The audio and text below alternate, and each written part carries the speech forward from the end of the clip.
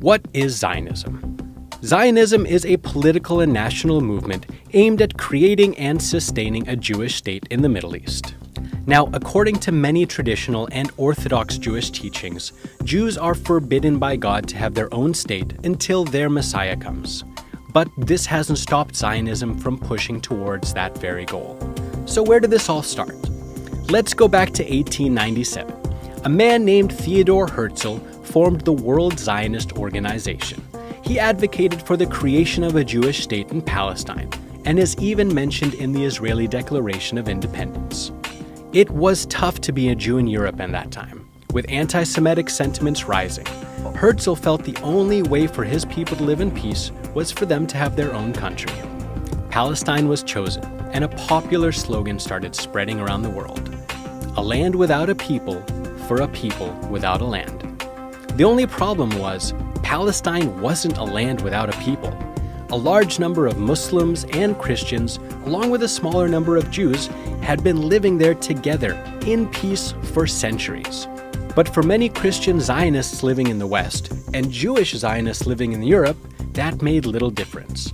Following the fall of the Ottoman Empire at the end of World War I, and along with British support, Jewish immigration to the newly British-occupied Palestine was steady in the early 20th century. Then there was a turning point: World War II. Following the Holocaust, the flow of Jews to occupied Palestine boomed, and many Western countries began backing the idea of a Jewish state in Palestine. Although a UN resolution recommended both an independent Arab and Jewish state in the region, Israel went ahead and declared their independence in 1948, and was recognized by US President Harry Truman that very same day. The Zionist movement had achieved its main victory. In the period after its establishment, Israel carried out an invasion of neighboring countries, and at the end of 1967's Six-Day War, Israel extended its control in the region, displacing countless Christian and Muslim Palestinians.